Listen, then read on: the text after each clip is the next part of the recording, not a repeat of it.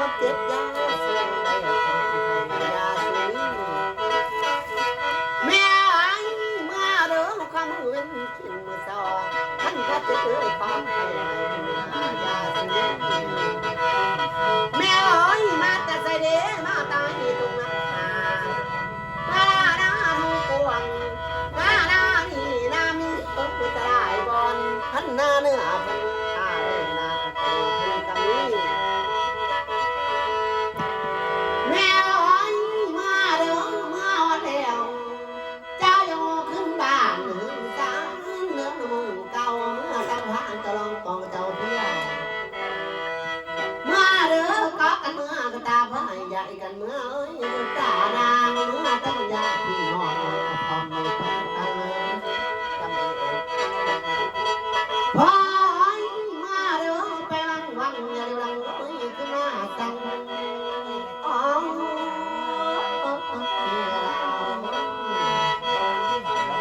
มาเด้อมาแล้วขันผู้อยู่ก็มีใจขันไปก็มีโสดลาแม่อ้อยเงียบไปแล้วให้ใจเงามันเสมอมันคือแก่เด้อยาสิคุกลงเอาแล้วแม่ลงแต่ใบแม่อ้อยเงียบไปแล้วบอยไปน้ำเพีย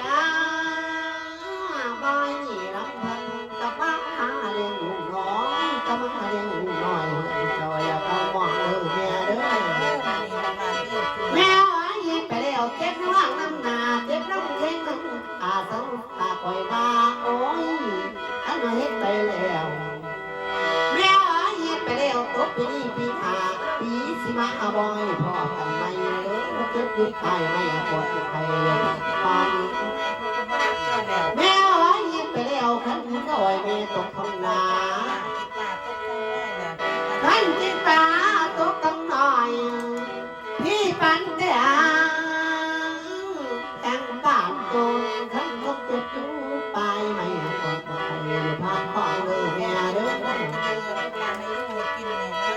พ่อไอ้มาละบ่กันไปเข้าลูกกลางหายพระไงเอ้ยลูกกาแตง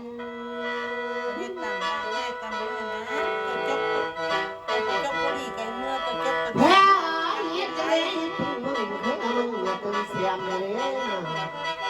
มาเด้อไม่ต้องงานหาลูกกะก็ขโมยลูกกาแตงถึงยังเลี้ยงลูกกาเป็นเสียเจ้าคนนั่งเมืองมาละบ่เอาไปวังมาเร็วหลังน้อยขึ้นมาจังแม่เอ้ยมาแล้วบอยน้องกันโน่นเด้ออ้าวลิกากากระทาเอ้ยเมียกาเก่งเพราะลูกเตอต้องต่อยเป็นผู้ใดเด้ตั้งใจเด้อสตัดให้เจ้าดู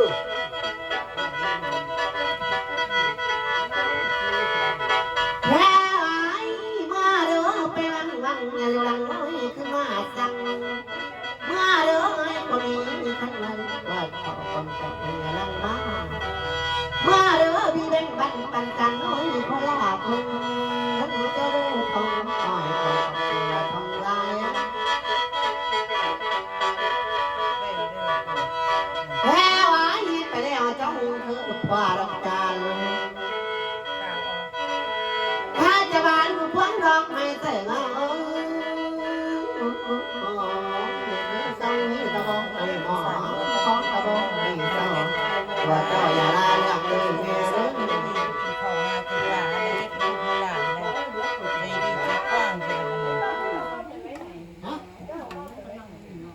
ได้อยู่เนาะมันขาวอยู่เนาะตัวขาว